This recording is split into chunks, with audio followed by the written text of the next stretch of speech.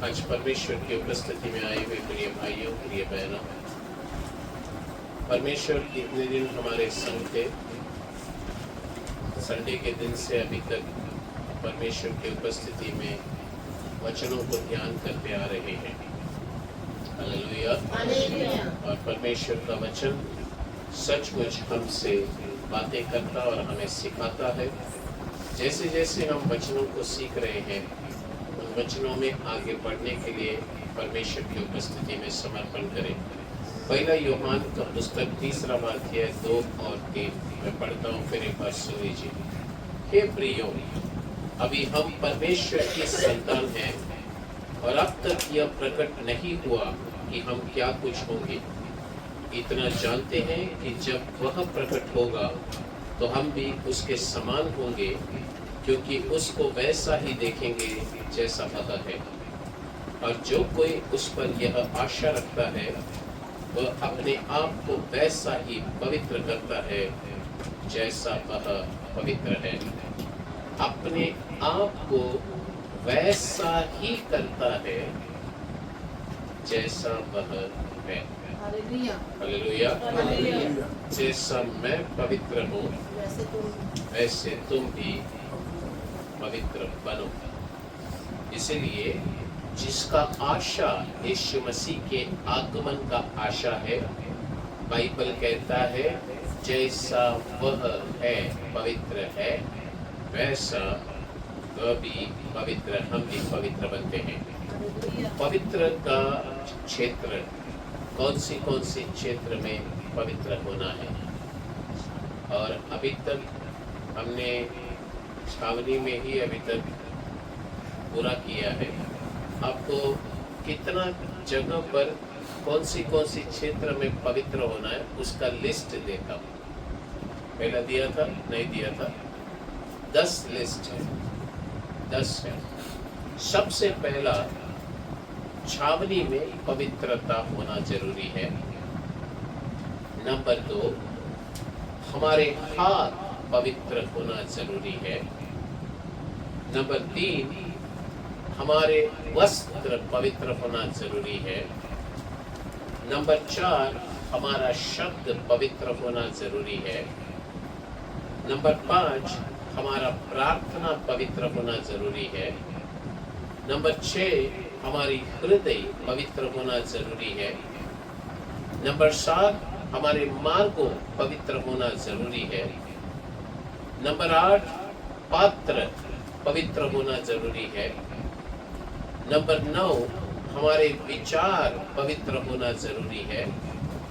और नंबर 10, हमारा शरीर पवित्र होना जरूरी है। फिर एक बार बोलता हूँ, सबसे पहला छावनी पवित्र होना चाहिए। नंबर 2, हाथ पवित्र होना चाहिए।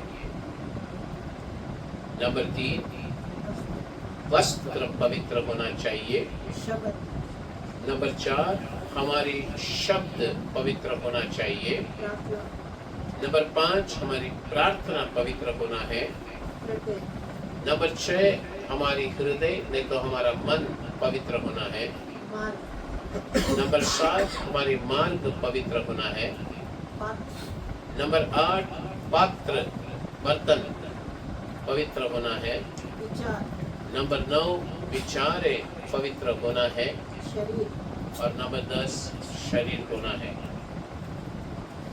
मैं तो सोचा था पूरा इधर सिखा के जाने का, लेकिन नहीं होएगा। हालेलुया। अभी तक हमने ध्यान कितना दिया है? अभी तक हमने छावनी के बारे में पूरा ध्यान किए। आज अगर प्रभु की इच्छा होगा तो आज हम हाथ के विषय में पूरा ध्यान करेंगे। हालेलुया। प्रभु को स्तुति हो। परमेश्वर का पवित्र नाम को स्तुति।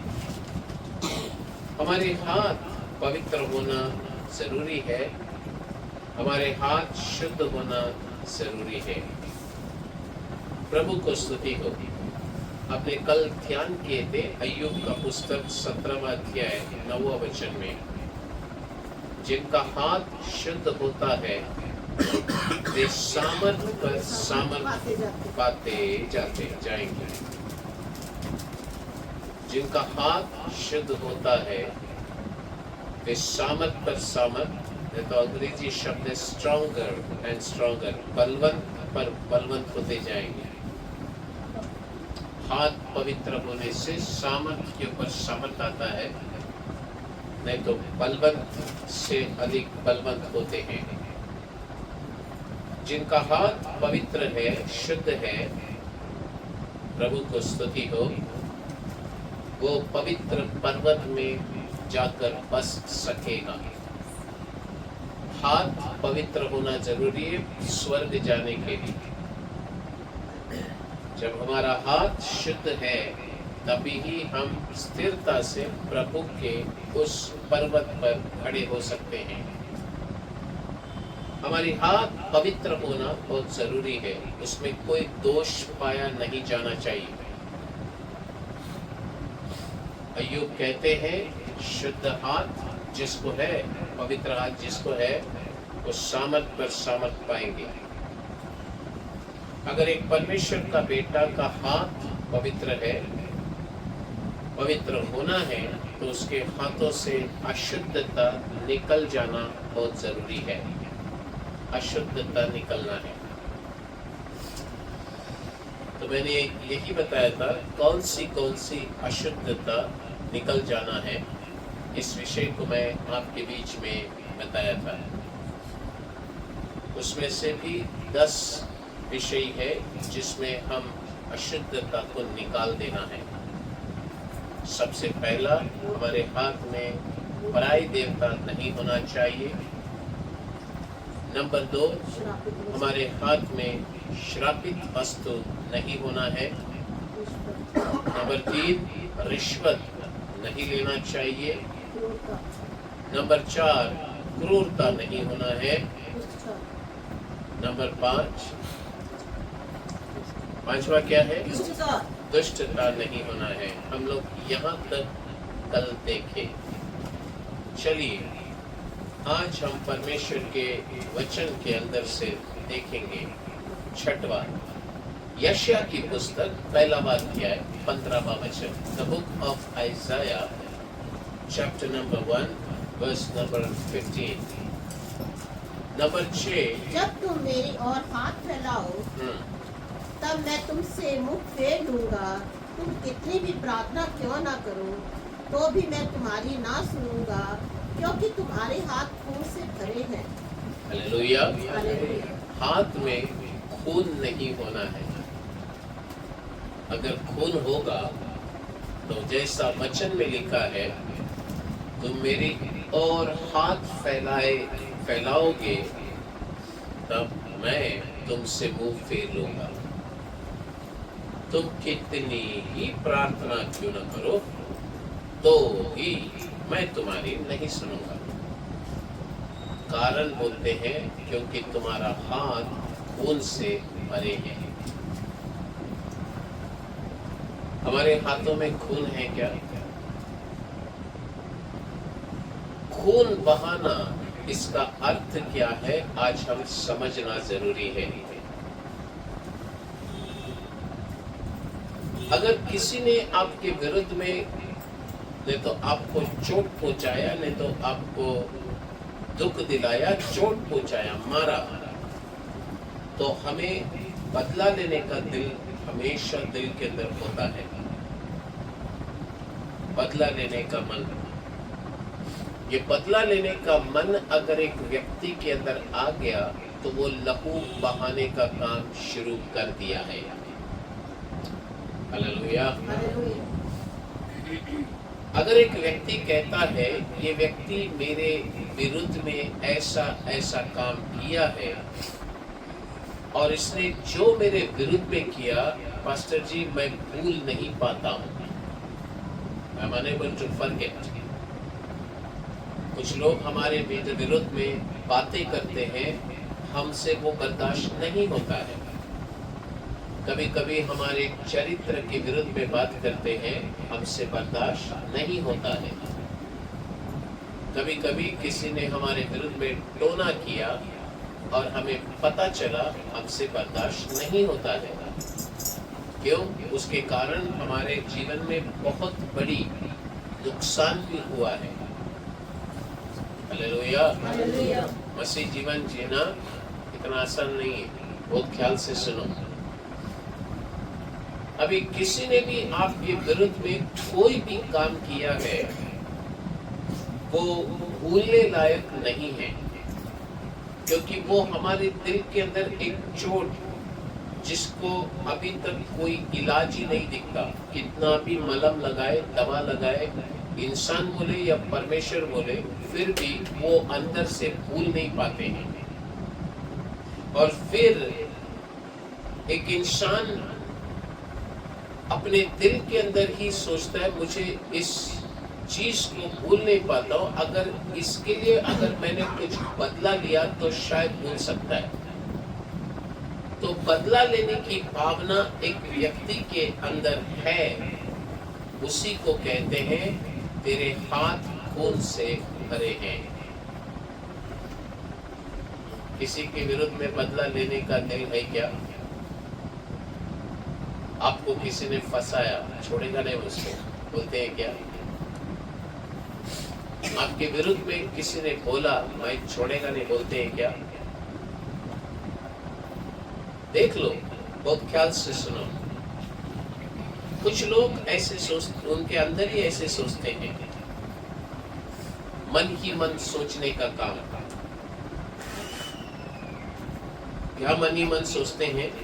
ये इंसान ने मेरे विरुद्ध में ऐसा ऐसा काम किया है, ये इंसान ने मेरे विरुद्ध में बातें बोली है। मन के अंदर सोचते हैं ऐसा इंसान को परमेश्वर कभी छोड़ने का नहीं। देख लो, बड़ी आत्मिक लोगों का विचार, आत्मिक लोगों का विचार, आत्मिक लोगों का विचार क्या है? देख लो, उनका विचार ये है, मन ही मन, परमेश्वर ये इंसान मेरे विरुद्ध में ऐसी ऐसी बातें बोली, हो सकता है जो उन्होंने बोला वो आप नहीं थे, आपने जो नहीं किया वही इल्जाम लगाकर बोल दिए, और अब मन ही मन सोचते हैं ये इंसान को परमेश्वर छोड़ने का नहीं, इसके साथ कुछ तो गलत होता हुआ देखेगा तो ही मेरा दिल में शांति आएगी। कभी हम सोचे क्या? हालेलुया। जब हमारे साथ जब कुछ अन्याय होता है तो हम सोचते हैं और हम बोलते भी है परमेश्वर तेरे को देख लेगा। इतना तो बोलते हैं ना। हम लोग तो कोई स्वर्ग से टपके में फरिश्ते तो नहीं रहते, बोलते। सुनो, परमेश्वर उनको छोड़ना नहीं चाहिए। हम बोलते भी हैं परमेश्वर उनका न्याय कर देना चाहिए। ऐसा बदला लेने का भावना अंदर है क्या हमारे अंदर? ये भी एक बदला लेने का भावना है। This is also one type of revenge. हमारे अंदर है क्या? देखिए, बहुत लोगों को बदला लेने का मौका नहीं मिलता। कभी कभी हम क्या सोचते हैं, अरे वो हमसे भी बहुत ताकतवर आदमी है, उसके साथ कौन भिड़ेगा, ये एक कारण बोलते हैं। कभी कभी हम बोल देते हैं हमारी औकात ही नहीं है, उससे क्या, बड़े लोग हैं उनसे क्या भिड़ना है बाबा, जाने दो। लेकिन अंदर सोचते हैं मौका मिलेगा तो छोड़ेगा भी नहीं। हालेलुया। मौका मिलेगा तो नहीं छोड़ेंगे। ऐसे लोगों को मौका मिला तो वो लोग आकर सामना करने के लिए खड़े हो जाएंगे, बदला लेने के लिए खड़े हो जाएंगे। उनका हाथ खून से भरा हुआ है। जब तक मौका नहीं मिलता है तब तक शांत बैठेंगे। जिस दिन मौका मिला छोड़ेंगे नहीं। जरा सोच कर देखिए, हमारा हाथ खून से भरे हुए है क्या? हालेलुया। प्रभु को स्तुति हो। नीति वचन 6वां अध्याय उसका 16वां वचन और 17वां वचन। The book of Proverbs chapter number 6 verse number 16 and verse number 17 लिखा है, 6 वस्तुओं से यहोवा बैर रखता है, वरन 7 है जिनसे उसको घृणा है, अर्थात घमंड से चढ़ी हुई आंखें, झूठ बोलने वाली जीभ और निर्दोष का लहू बहाने वाले हाथ। बस। तो 6 वस्तुओं से यहोवा बैर रखता है, वरन 7 है जिनसे उसको घृणा है। क्या है वो? अर्थात घमंड से चढ़ी हुई आंखें। हालेलुया। हालेलुया। कुछ लोगों की आंखें बड़ी इशारा करती है, आंखों में बहुत मैसेजेस हैं। व्हाट्सएप भी फेल हो जाएगा, व्हाट्सएप भी फेल हो जाएगा। तो फिर यहाँ पर लिखा है कि घमंड से चढ़ी हुई आंखें, झूठ बोलने वाली जीभ, और फिर निर्दोष का लहू बहाने वाले हाथ। हालेलुया। हालेलुया। इधर भी हाथ आ गया। अब ये हाथ निर्दोष इंसान का लहू बहाने वाली हाथ, शेडिंग इनोसेंट ब्लड। अब देख लेते हैं यशायाह की पुस्तक 59वां अध्याय उसका 3वां वचन। The book of Isaiah chapter number 59 verse number 3। क्योंकि तुम्हारे हाथ हत्या से और तुम्हारी अंगुलियां अधर्म के कर्मों से अपवित्र हो गई है। तुम्हारे मुंह से तो झूठ और तुम्हारी जीभ से कुटिल बातें निकलती है। देख लीजिए, नीति वचन में लिखा गया है, अगर लिखा गया है कि तुम्हारे हाथ निर्दोष का लहू नहीं बहाना चाहिए। निर्दोष। अब एक बात आपको बताना चाहता हूं, किसी ने आपके विरुद्ध में कुछ बोल दिया या तो आपके विरुद्ध में कुछ कर दिया या तो आपके दिल को दुखा दिया, चोट पहुंचा है आपको, बड़े दुखी हैं आप, और आप कहते हैं कभी न कभी मेरा भी टाइम आएगा, मैं भी उसका पलटा लूंगा। अब बात ऐसा है, वो व्यक्ति अपने घर में जाता है और वो भी व्यक्ति मसीह व्यक्ति है। मसीह व्यक्ति होने के कारण वो व्यक्ति बाइबल खोलता है और पढ़ते समय पवित्र आत्मा उससे बातें करते हैं। सुन रहे मेरी बात? पवित्र आत्मा क्या कर रहे हैं? उससे बातें।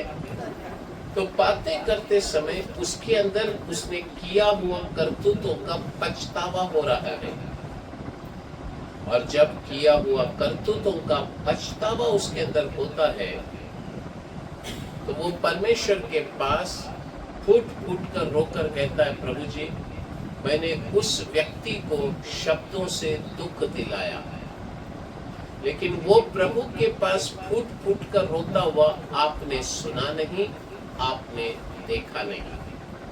ये किसने देखा है? परमेश्वर देखा।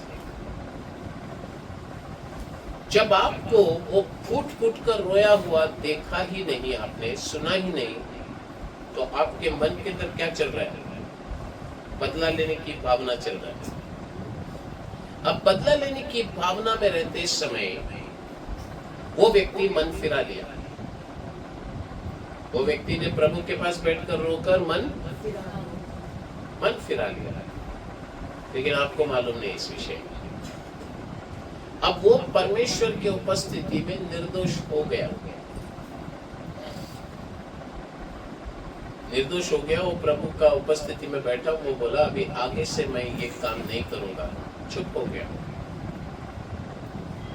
अब उस निर्दोष के विरुद्ध में आपके मन में जो लेकर आप चलते हैं, आपको नहीं पता उसने मन फिराया नहीं फिराया, वो आपके पास आने से कतराता है, डरता है, शर्मता है, बोलता है इनके पास जाके मैं कौन से मुंह दिखाकर माफी मांगू,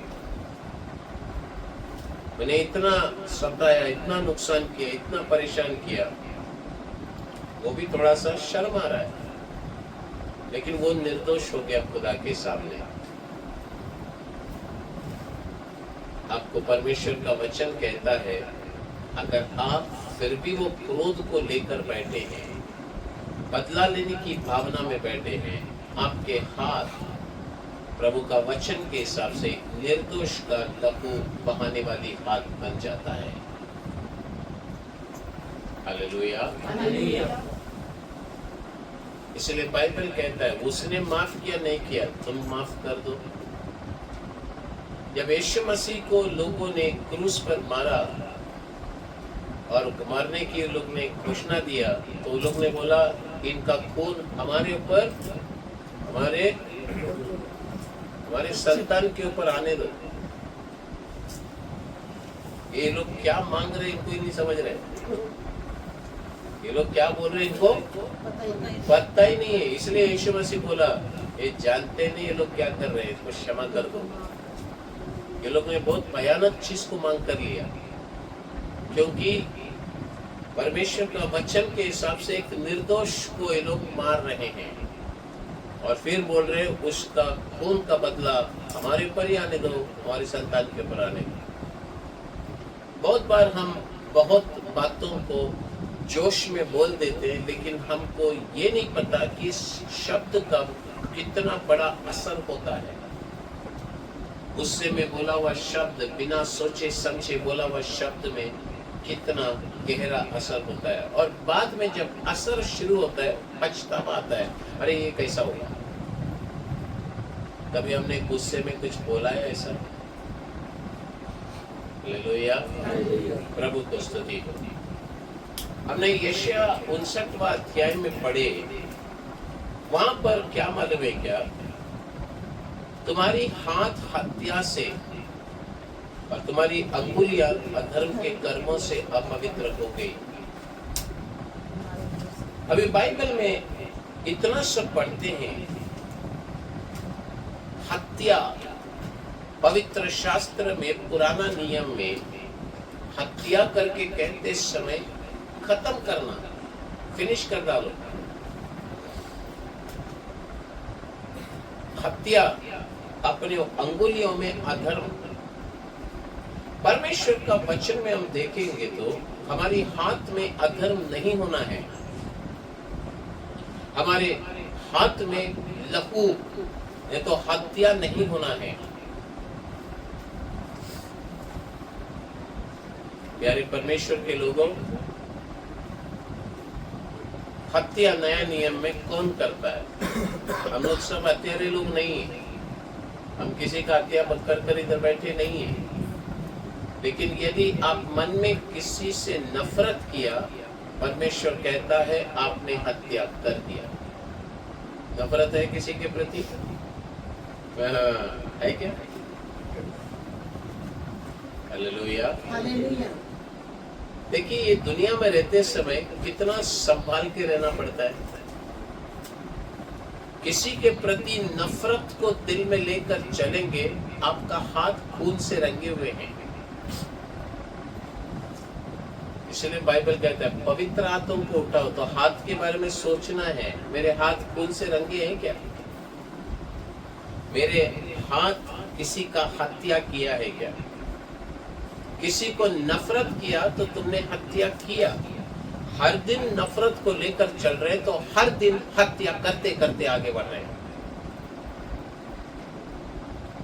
हालेलुया, हालेलुया। पौलुस यीशु मसीह को नफरत करता था और मसीह लोग को मारता था।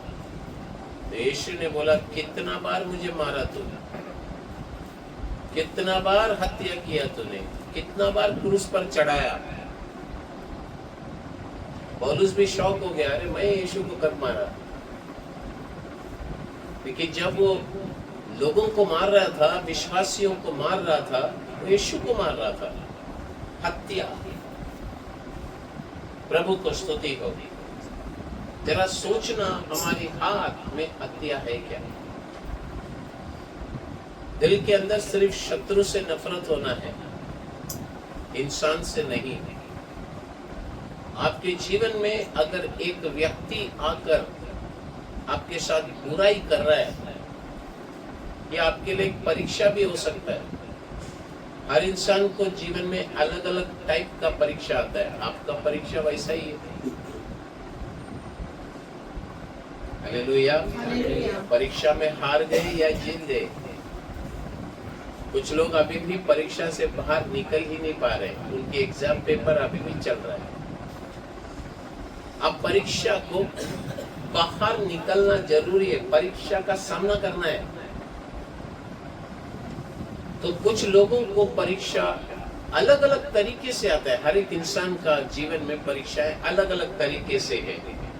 शायद आपके जीवन में आया हुआ परीक्षा ऐसा है जहां पर आपको नफरत करने लायक आपके विरुद्ध में कुछ कार्य चला है और आप नफरत से जी रहे हैं। इसका मतलब आपका हाथ हत्या किया है। हालेलुया। प्रभु से मांगो, मुझे प्रेम करने का हृदय दे, नहीं तो स्वर्ग नहीं जाएगा। हालेलुया। स्वर्ग जाने के लिए तो हाथ में खून नहीं होना है। इसीलिए बाइबल में लिखा है, जैसा वो पवित्र है। यीशु मसीह को लोग मारे नहीं क्या? यीशु मसीह को लोग गाली नहीं दिए क्या? यीशु मसीह को लोग धमकी नहीं दिए क्या? यीशु मसीह को तो उसको निर्दय लोग क्रूस पर ही मार दिए। अरे फिर भी यीशु उनको प्यार किया। हम किसके बच्चे? लेकिन हमारे अंदर नफरत है, और नफरत रख के अगर हम बोलेंगे यीशु तुमको प्यार करता है, तो फिर वो कौन सा सुसमाचार है जो खुद पर लागू नहीं हुआ और दूसरे पर लागू करने की कोशिश हो रहा है?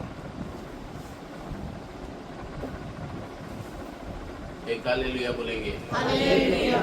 एक कंपनी का ओनर मुझे बहुत गंदा गाली दिया,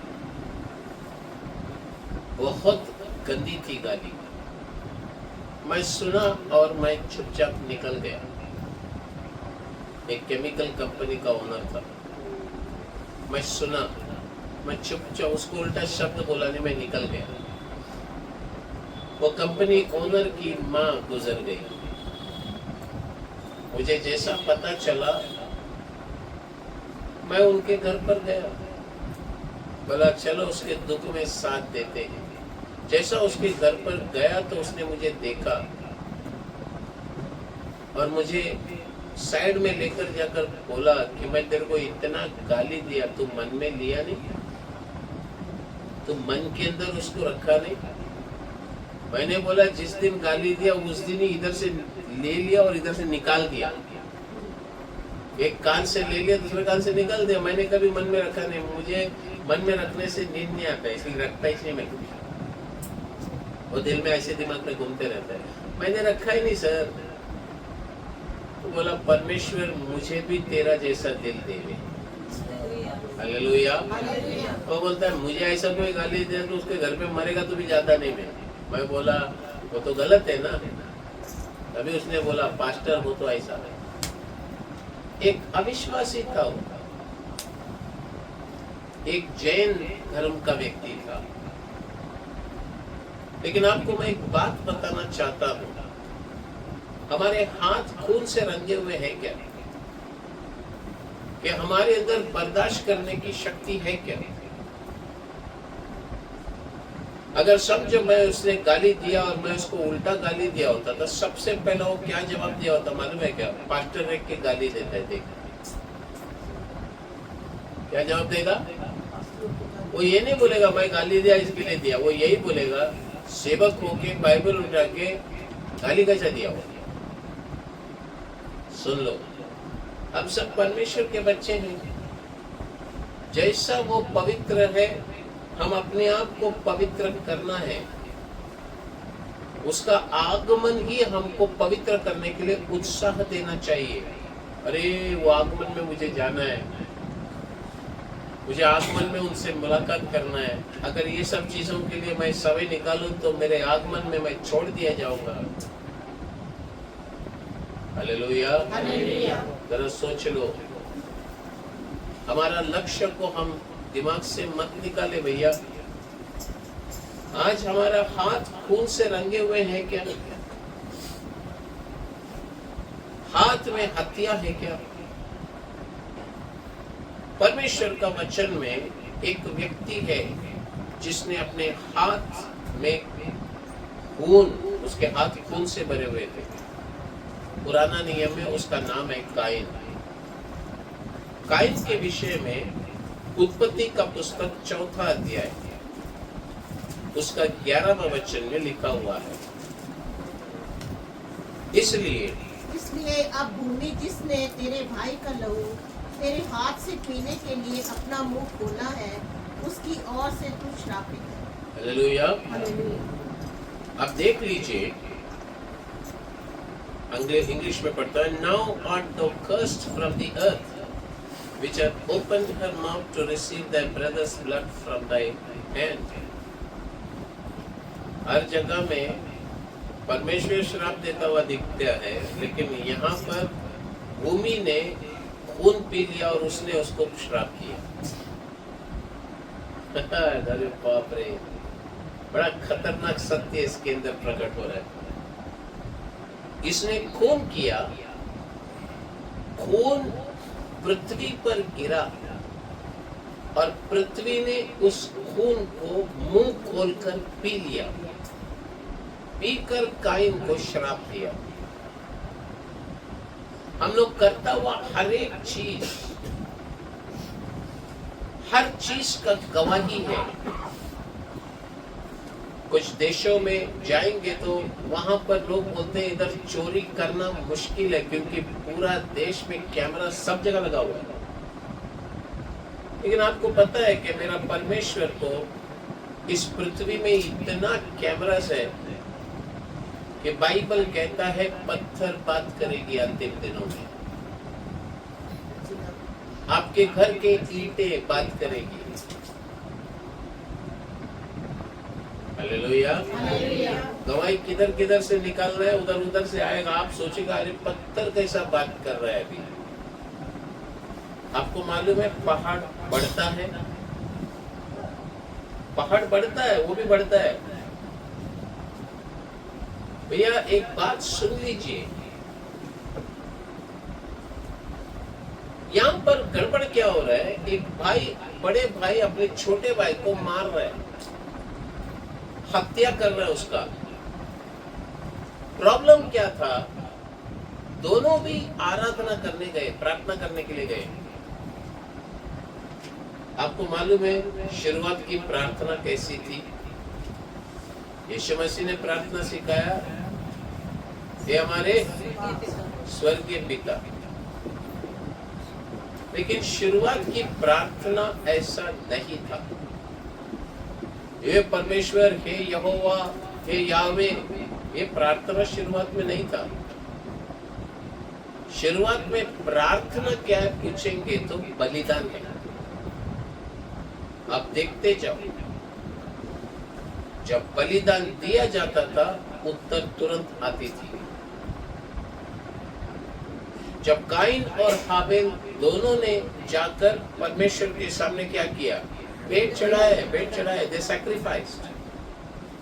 उन्होंने बलिदान चढ़ाया और एक का बलिदान स्वीकार किया गया और दूसरे का स्वीकार नहीं किया गया, क्योंकि परमेश्वर का वचन कहता है कि हाबिल के काम धर्मी था। The work of one brother was righteous. एक भाई का काम धर्मी काम था, धार्मिकता से भरा हुआ था।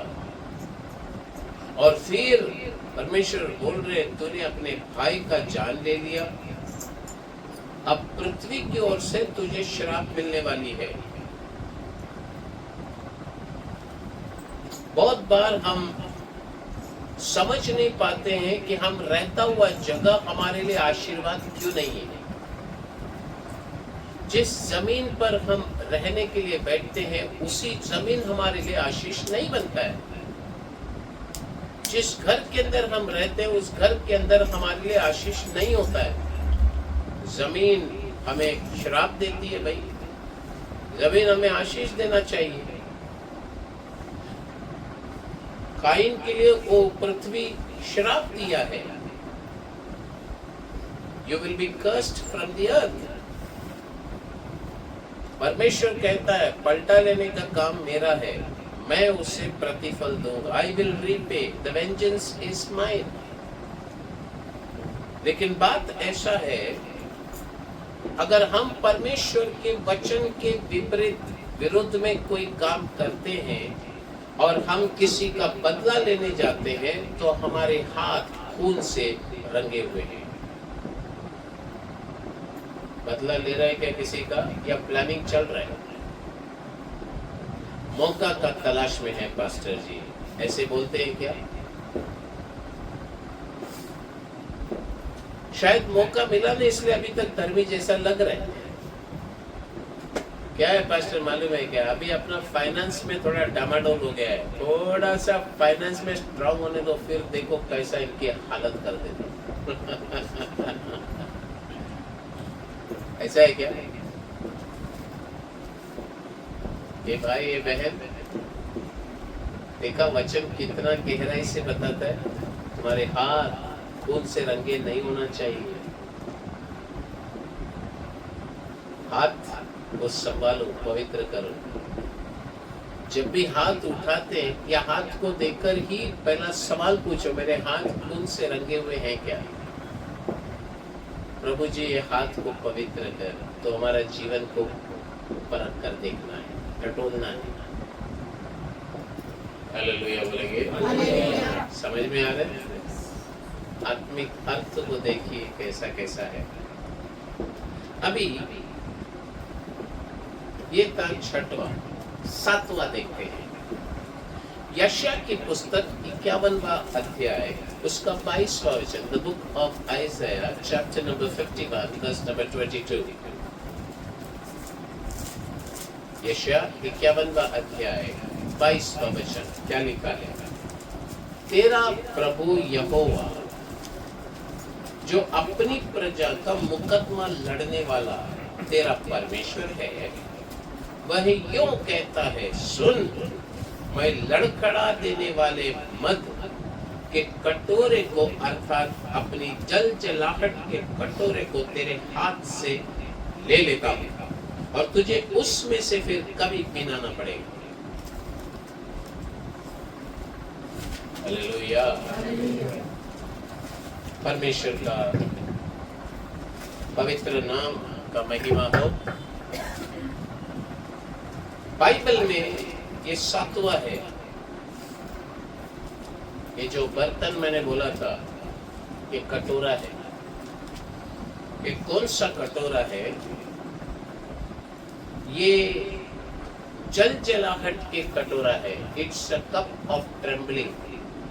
Thus saith the Lord and thy God that pleadeth the cause of thy people. Behold, I have taken out of thine hand the cup of trembling, even the dregs of the cup of my fury, that thou shalt no more drink it again. एक तो लड़खड़ाता हुआ कटोरा। Hallelujah. प्रभु को स्तुति हो। चलिए, लड़खड़ाता हुआ कटोरा हमें क्या बताता है? अगर आपके हाथ में लड़खड़ाता हुआ कटोरा रहेगा तो जिंदगी पूरा लड़खड़ाते हुए ही रहेगा। कटोरा लड़खड़ाता हुआ रहेगा तो जिंदगी भी लड़खड़ाएगा। कुछ विश्वासियों के जीवन में गरजने वाले एक समुद्र की तरह उनका जीवन है और लड़खड़ाने वाली लटों की तरह उनकी जीवन है, लहरों की तरह उनकी जीवन है। विश्वासी तो है लेकिन अंदर शांति नहीं है। विश्वासी तो है लेकिन अंदर विश्राम नहीं है। विश्वासी तो है लेकिन आनंद जीवन में नहीं है। हर समय उनके पास रोना और आंसू बहाना है, हर समय विलाप करते ही रहेंगे, हर समय उनके जीवन में बेचैनी होती रहेगी और हर समय दुख की बातें बोलते रहेंगे। उनसे बात करेंगे तो हर समय गिड़गिड़ाते रहेंगे, उनसे बात करेंगे तो हर समय सवाल उनका मन में बढ़ता ही रहेगा और सवाल के साथ ही उनका जीवन चलता रहेगा। उनका जिंदगी लड़खड़ाने के अनुभव है। ये सब लड़खड़ाने के अनुभव को बताते हैं। लड़खड़ाने के अनुभव बोलेगा तो क्या है? लड़खड़ाने का पात्र, लड़खड़ाने का कप, नहीं तो लड़खड़ाने वाली कटोरे। क्या है लड़खड़ाना? लड़खड़ाने वाला व्यक्ति के अंदर शांति नहीं है, विश्राम नहीं है, समाधान नहीं है, आनंद नहीं है, केवल विलाप है, केवल रोना है, केवल बेचैनी है, केवल दुख है, केवल गिड़गिड़ाना है, केवल सवालों के ऊपर सवाल पूछना। ये सब लड़खड़ाने की प्रभु को स्तुति हो। एक लड़खड़ाने वाली कटोरा, ऐसे कटोरा आपके ऊपर हाथ में है क्या? पास्टर जी आप जो बोल रहे हैं, परिस्थिति ही खराब है तो आदमी बात करेगा ही ना। हालेलुया। परिस्थिति खराब है तो फिर आदमी लड़खड़ाएगा ही ना पास्टर जी। परमेश्वर का वचन देख लो। परमेश्वर कहते हैं ये आपके अंदर से निकाल देना है, आपके हाथ से इसको निकाल देना है, क्योंकि जब ये निकालेंगे तभी ही आपको समझ में आएगा कि परमेश्वर ने दिया हुआ वादा फिर किसके लिए था। अरे जो लोगों को परमेश्वर ने वादा दिया है उसको लड़खड़ाने की जरूरत क्या है? बाइबल कहता है, यशायाह की पुस्तक 51वां अध्याय 21वां वचन, The book of Isaiah, chapter number 51, verse 21. सोन तो मतवाली तो है पर तो दाख मधु पी कर नहीं। अभी लिखा है, हे दुखियारी, दुखी इंसान, तू मतवाला है, लेकिन तू दाख मधु पीकर मतवाला नहीं हुआ। हमारा भाषा में क्या है? तू बेवड़ा है, लेकिन शराब पीकर नहीं हुआ। हमारा भाषा, हमारा बोला तो मुंबई वाला भाषा, पियक्कड़ है तू, मतवाला हो गया, लेकिन दाख मधु पीकर नहीं हुआ है, तो दुखियारी है। अब यहाँ पर परमेश्वर एक वादा देते हैं। ये वादा किसके लिए? एक दुखियारी के लिए। ये वो दुखियारी इंसान है जो मतवालीपन में आ गया है, परंतु दाख मधु पीकर मतवाला नहीं हुआ है। तो ये दुखियारी यानी कि ये यहाँ पर दुखियारी क्या चीज को बताता है? What does the afflicted word shows? जब एक इंसान को परमेश्वर मार्गदर्शन करते हैं, बहुत ख्याल से सुनिए, जब इंसान को प्रभु मार्गदर्शन करते हैं, वो शायद दुखियारी का मार्ग के बीच में जाता होगा। दुखियारी का मार्ग में वो जाते समय में पूरा मन से वो अपने आप को परमेश्वर के सामने आत्मसमर्पण कर देना है। You should surrender completely. दुखियारी कौन है? दुखियारी वो व्यक्ति है जिनको परमेश्वर नम्र बना देते हैं। दुखियारी वो इंसान है जिसको इंसान नम्र बना देता है। दुखियारी वो इंसान है जो खुद को नम्र बनाता है। 3 नम्रता है। एक है परमेश्वर किसी को नम्र बनाते, दूसरा है इंसान किसी को नम्र बना देता है, और तीसरा इंसान खुद को नम्र बनाता है। याद रखना प्यारे भाई प्यारे बहन, हम लोगों को परमेश्वर नम्र बनाना है। हालेलुया। परमेश्वर कहते हैं मैं तुम्हें नम्र बनाऊंगा। क्यों? क्योंकि आने वाले भविष्य में तुम्हें अच्छे दिन देखने की अवसर मिलेगा। अगर आप दुखियारी हो, परमेश्वर आपको नम्र बनाए तो खुश हो जाओ। आज समय खराब है और ये समय परमेश्वर ही आपके जीवन में लाया, तो आपको तोड़ने, मरोड़ने, नम्र करने, हमारी घमंड को टुकड़ा करके फेंक देने के लिए प्रभु लाया।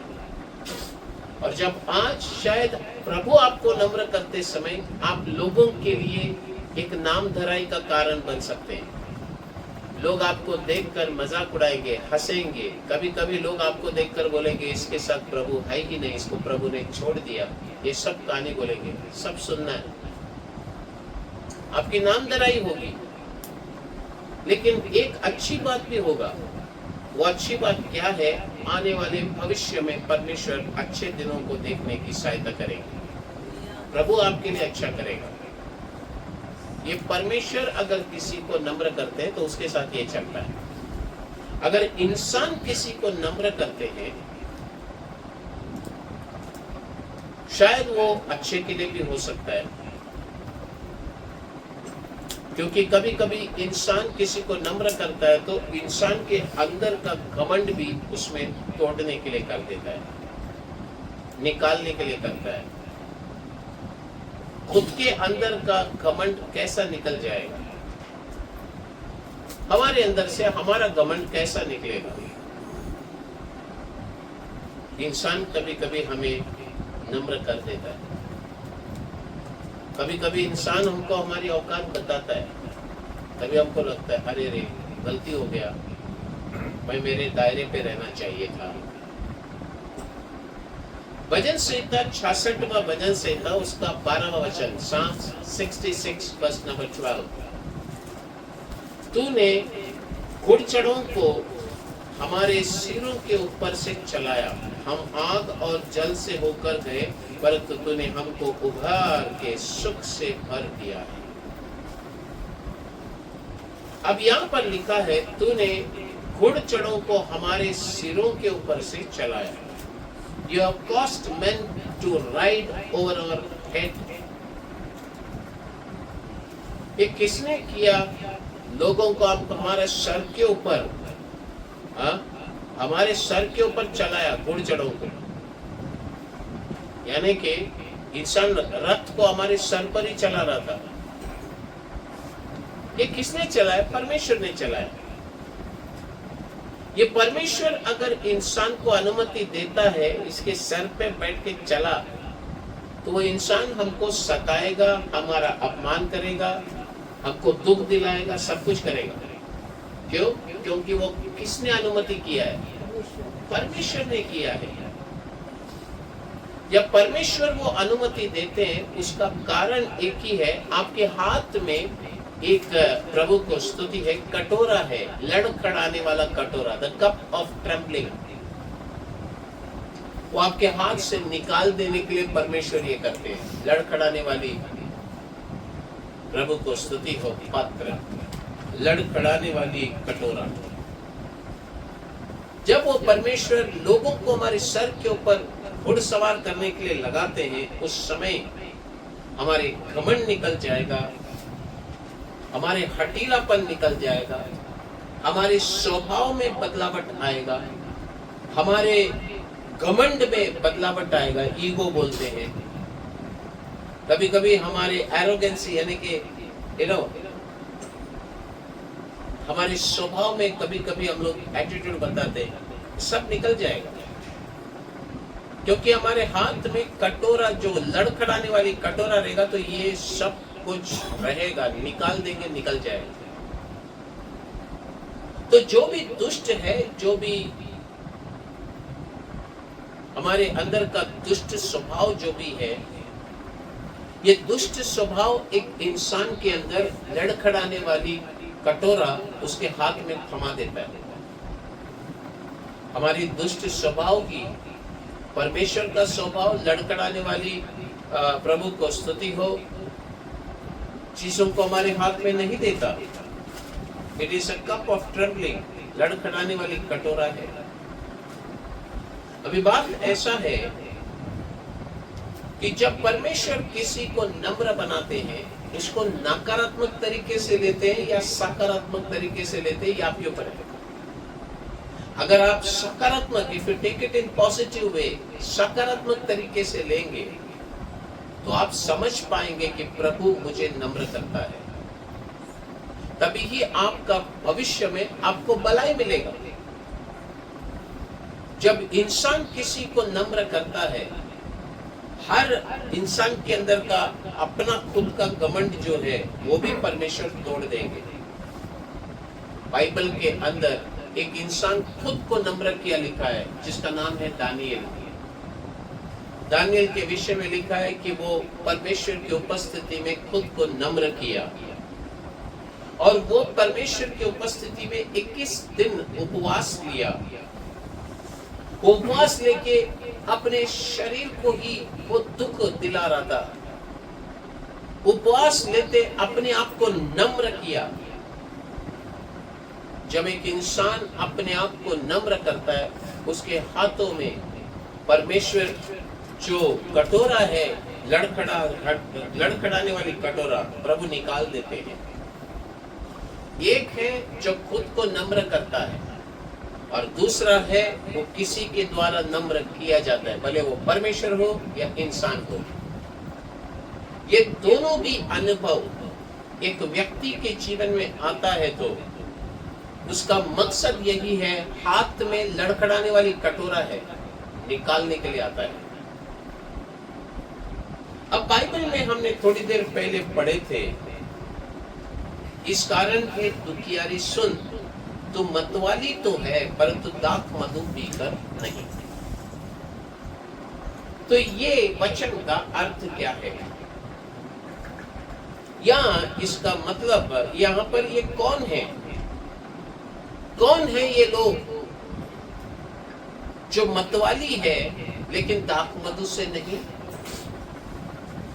ये क्या बताता है? ये शारीरिक अभिलाषाओं को बताता है। अगर एक व्यक्ति दाख मधु से अगर वो मतवाली होता है तो वो शरीर का अभिलाषा में फंसा है।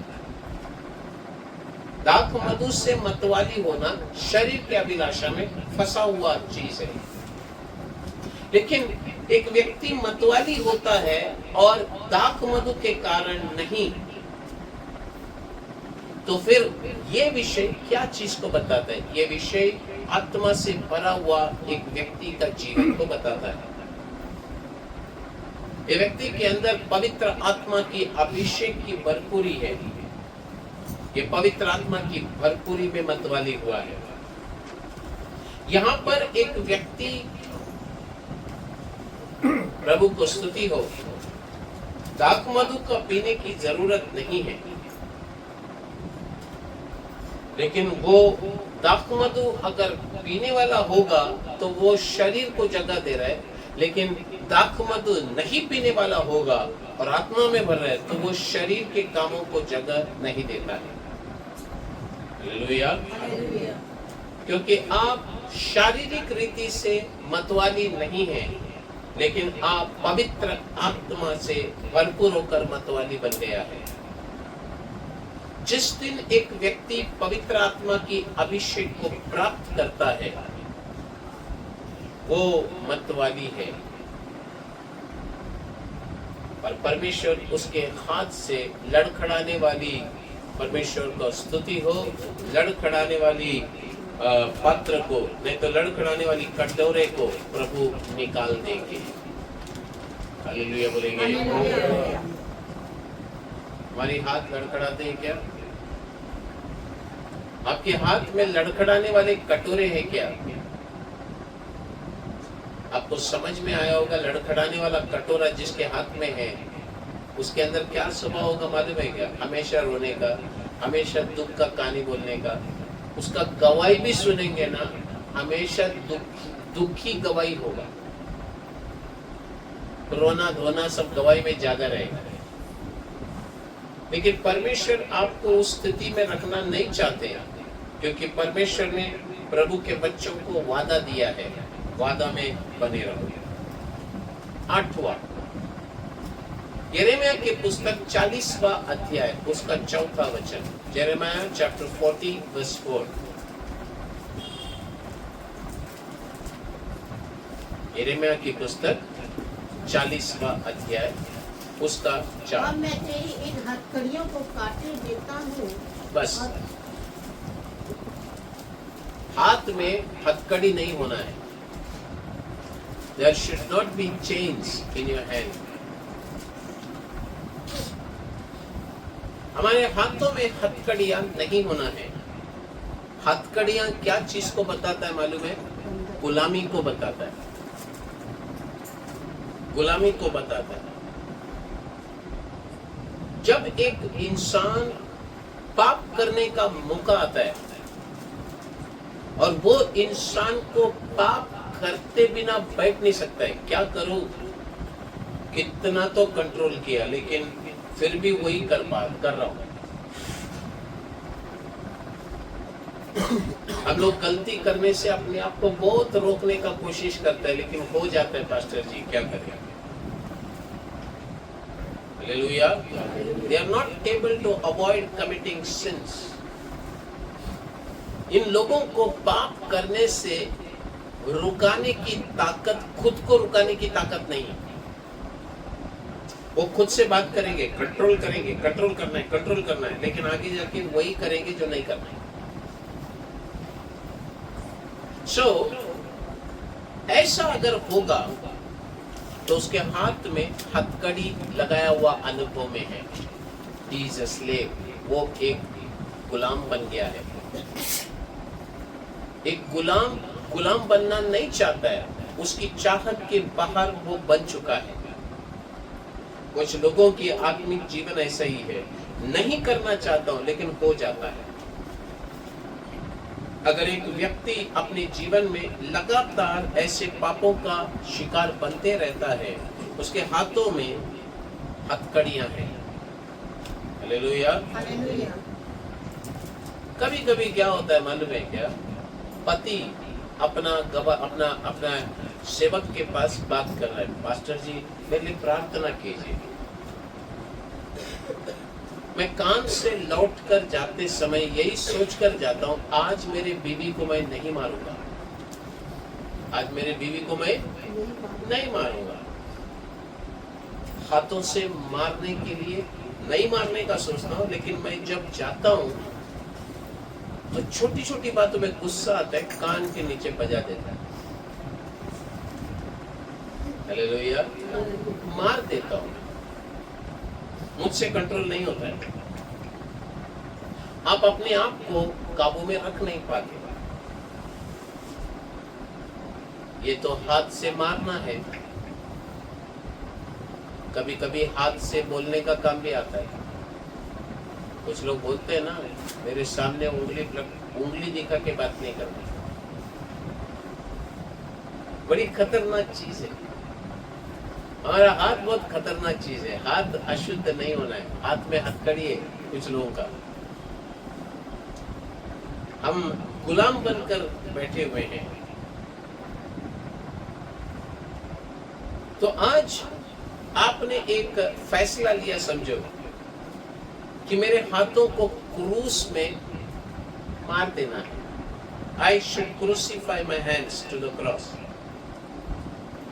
तो ये क्रूस पर कैसे मारेंगे?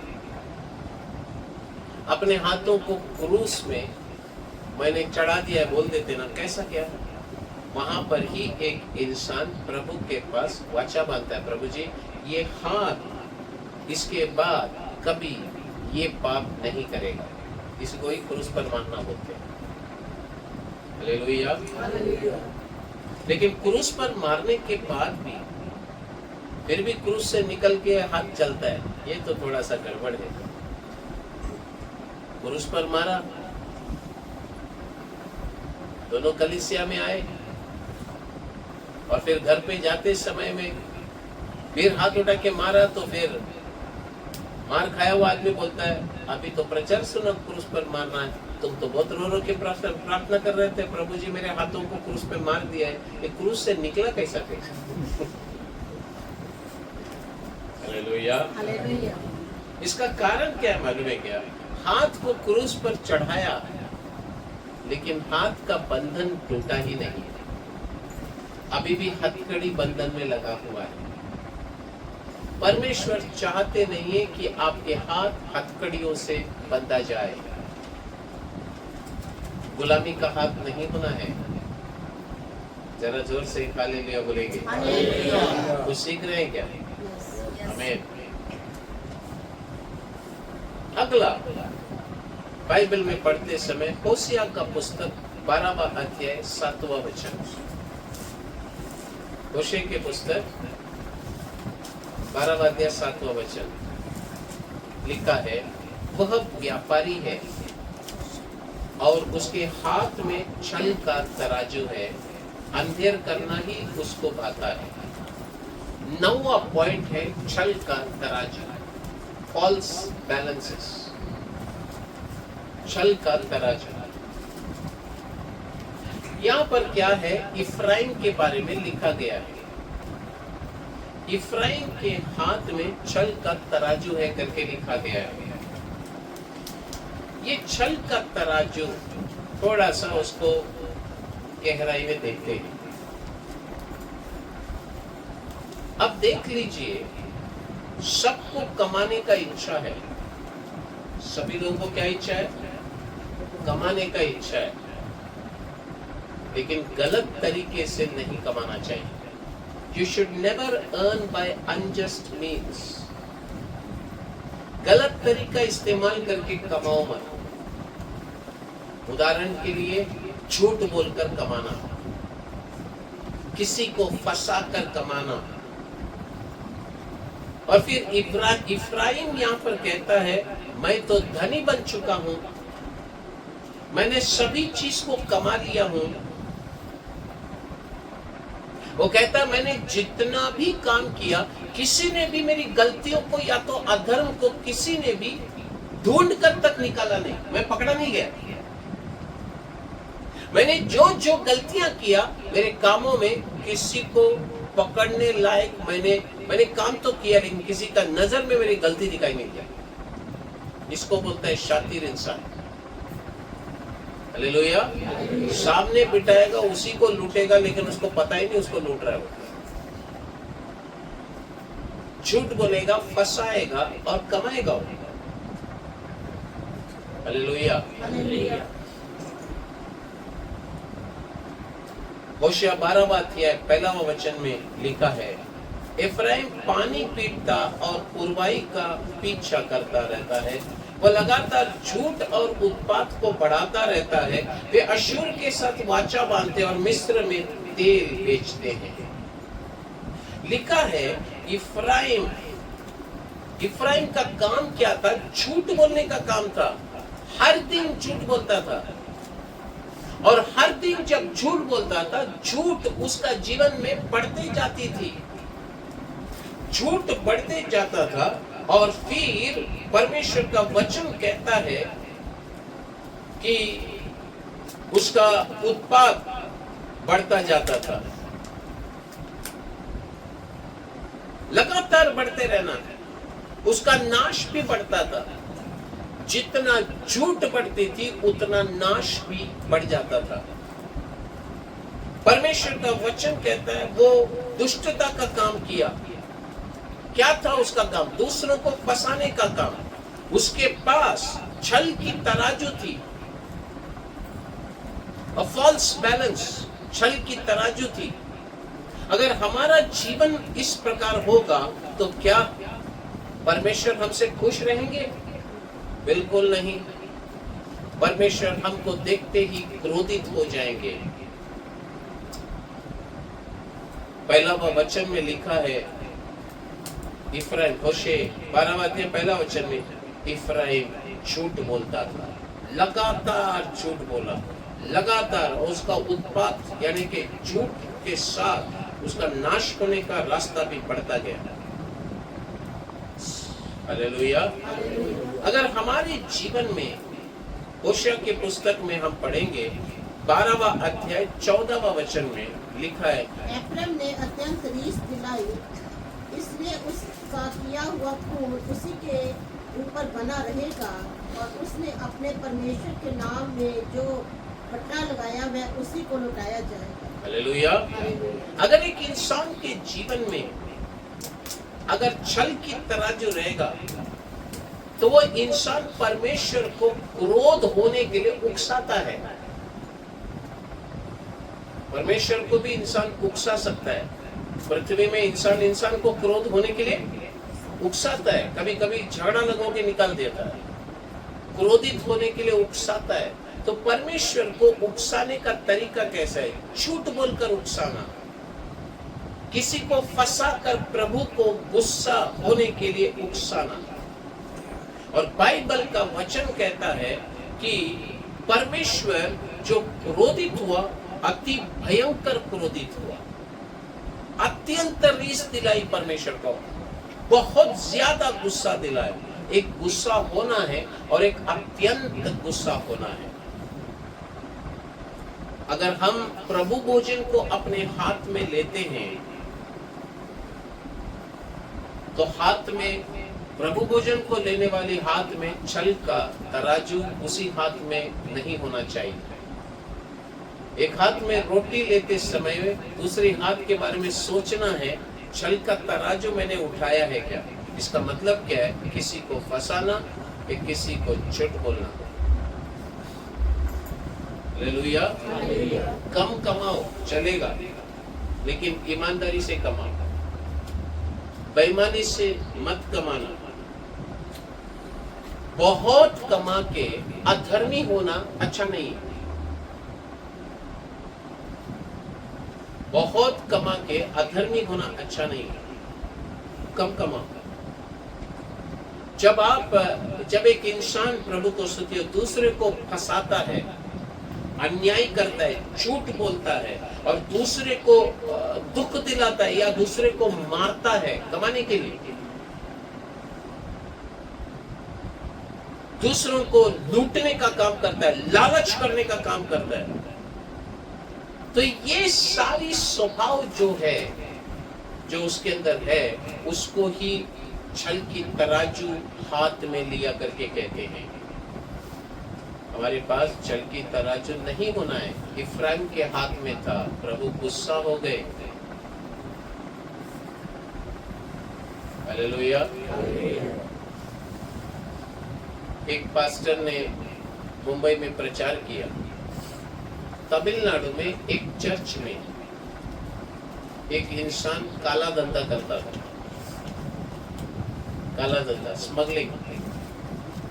स्मगलिंग करता था। तो बहुत सारे विश्वासी जाके उसको, पास्टर को बोले स्मगलिंग कर रहे हैं। पास्टर ने बोला वो स्मगलिंग कर रहे हैं, कुछ भी कर रहे हैं, मेरे को क्या लेन देन, मेरे को 10 वर्ष बराबर आ रहा है। हालेलुया। वो इतना ईमानदार था कि वो काला धंधा करता था, सरकार को फंसाने का काम, लोगों को फंसाने का काम, झूठ बोलने का काम, ये सारा काम करके वो कमाया, लाखों में करोड़ों में कमाया। और वो सेवक ने उनको कहा, लोगों को कहा, मुझे अच्छा दशवांश मिलता है, मेरे को वो खाया, फंसाया, मारा, किसी को कुछ फर्क नहीं करता है, मेरे को मिलता है ना, बस हो गया। हालेलुया। लेकिन आज आपको मैं एक बात बताता हूँ, अन्याय का धन मत कमाओ, क्योंकि आप जितना झूठ बोलेंगे, जितना अन्याय करेंगे, जितना फंसाएंगे, आप परमेश्वर को अत्यंत गुस्सा दिलाते हैं और अपनी ही नाश को जल्दी तैयारी कर रहे हैं। आप देखे होंगे, मैं किसी का नाम नहीं लेना चाहता हूँ, बहुत बड़ा हो गया और जमीन में पटका दिया गया। हालेलुया। पैसा भी बहुत कमाया उसने, बढ़ाया, वो बहुत बढ़ गया, बहुत जमीन लिया, बहुत पैसा मिला, लेकिन समय आया कि वो जमीन में पटका दिया गया। फायदा क्या हुआ? 0। परमेश्वर को रीस नहीं दिलाना है। नंबर 10, एफेसियों का पुस्तक 4 अध्याय 28वां वचन। एफेसी का पत्र 4 अध्याय 28वां वचन। चोरी करने वाला फिर चोरी ना करे, वरन भले काम करने में अपने हाथों से परिश्रम करे, इसलिए कि जिससे प्रयोजन हो उसे देने को उसके पास कुछ हो। नंबर 10, चोरी, रॉबरी। हमारे हाथ चोरी नहीं करना है। बाइबल में एक व्यक्ति के विषय में लिखा है जिसका नाम है आकान। आकान एक इंसान था जिसने चोरी किया। उसने श्रापित वस्तु को चोरी किया और अपने ही तंबू के अंदर उसे छुपा कर रखा। दूसरों के चीजों को कभी भी लालच मत करना। अगर आपने किसी की भी वस्तु को लालच कर अगर अपने पास चोरी कर रखा है तो उसको लौटा कर दे दो। जब तक आपके पास है तब तक वो श्रापित है। हालेलुया। भले आपने किसी से कर्जा लिया है और आप देने का नाम ही नहीं लेते, नहीं देगा, तो फिर सवाल ये आता है कि जब तक आपके पास है वो आपके लिए श्रापित है। पहला कुरिन्थी का पुस्तक 6वां अध्याय 10वां वचन। The book of first Corinthians chapter number 6 verse 10। न चोर, न लोभी, न पियक्कड़, न गाली देने वाला, न अंधेर करने वाला परमेश्वर के राज्य के वारिस होंगे। यहाँ पर लिखा है चोर प्रभु का राज्य में वारिस नहीं होगा। गाना का बुक भी चोरी मत करो, नहीं करना है चोरी। किसी का भी वस्तु चोरी मत करो। स्वर्ग राज्य नहीं जाएंगे। इधर चोरी किया, इधर मजा आ गया, अरे चोरी किया मजा आया, स्वर्ग नहीं जाएंगे। लालची लोग स्वर्ग नहीं जाएंगे। पियक्कड़ लोग स्वर्ग नहीं जाएंगे। गाली देने वाला भी स्वर्ग नहीं जाएगा। खैर, हम लोग बाकी टॉपिक में नहीं जा रहे। चोर स्वर्ग में नहीं जाएगा। हमारे हाथ कभी चोरी नहीं करना है। कुछ जगहों में लोग चर्च में आते हैं और फिर चोरी करते हैं। चर्च के अंदर ही चोरी करना। हालेलुया। चर्च के अंदर ही आकर चोरी करते हैं। उनके अंदर डेयरिंग इतना है, ये लोग जिगर वाले, चर्च के अंदर ही आके चर्च का पैसा चोरी करेगा। एक बार प्रभु भोजन दिया मुंबई में, एक कप चोरी हो गया। एक कप चोरी हो गया, देख ले। हमने अनाउंस किया था जो भी प्रभु भोजन लेंगे कप रिटर्न देना है, घर पे नहीं लेके जाने का। अब कप सब आ गया, एक कप नहीं आया। हम लोग अरेंज करते हैं तो फिर अनाउंस किया एक कप किधर है, वापस दो। कोई दिया नहीं।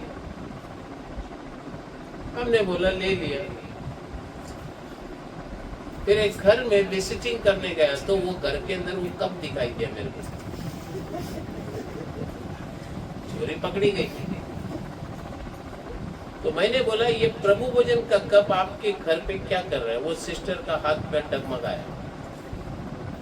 अरे पास्टर ने पकड़ लिया।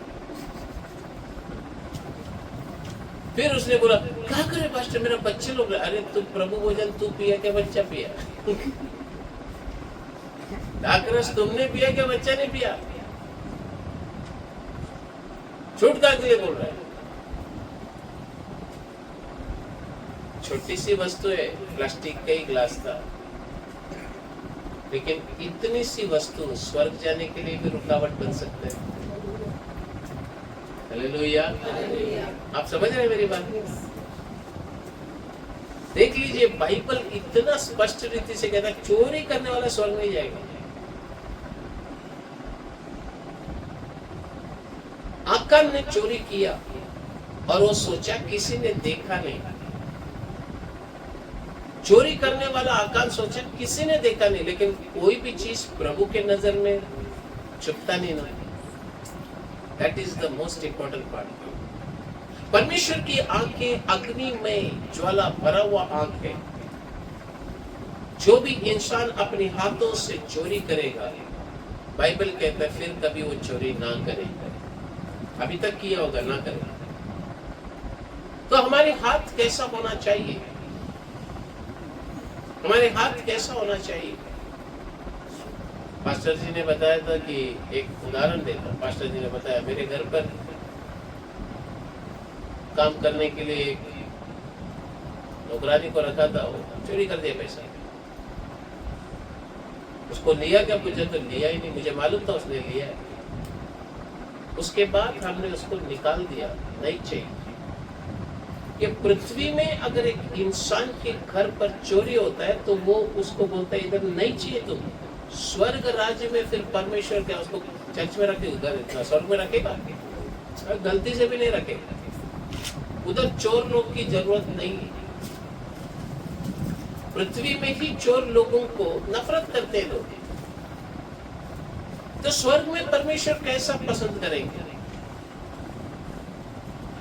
हमारे बच्चे अगर किसी का सामान लेकर आया तो माँ बाप उसको पूछना है भाई ये किधर से लाया, इतना महंगा चीज। वापस लेके जाके लौटा दो, लौटाना चाहिए। आप बच्चों को सिखाना है दूसरों का चीज तेरे बैग में नहीं दिखना है तो नहीं लेकर आना है। चोरी नहीं करना,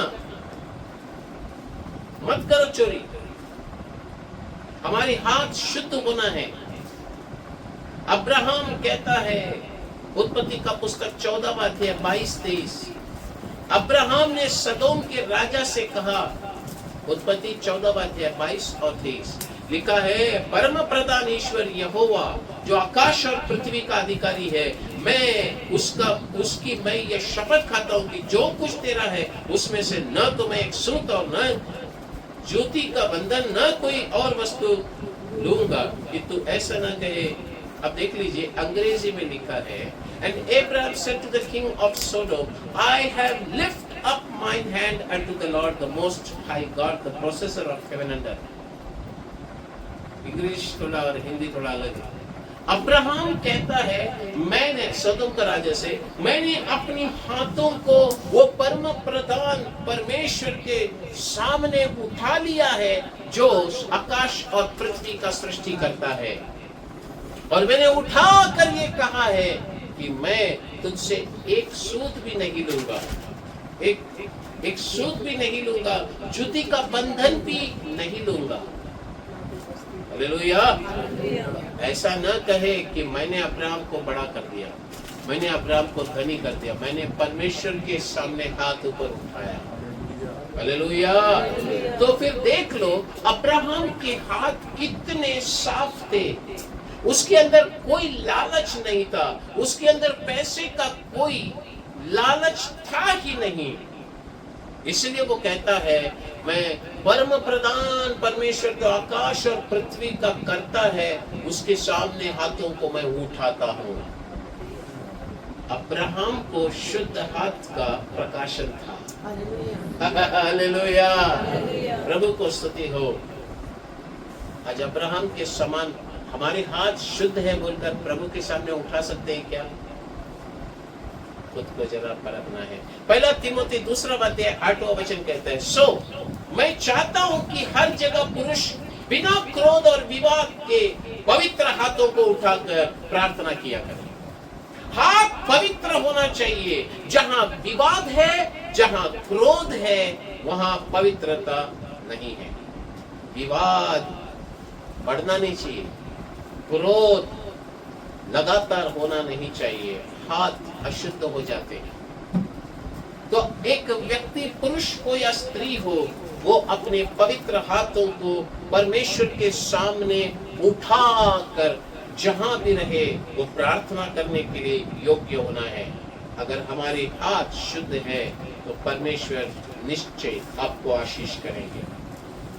हालेलुया।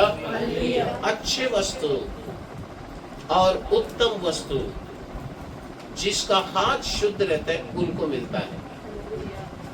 आपके हाथों में कोई भी दाग नहीं होना है। खुद को जरा समर्पण करेंगे क्या? जरा बोलेंगे क्या, प्रभु जी मेरा हाथ को पवित्र कर। आइए अपनी आंखें बंद कर दीजिए।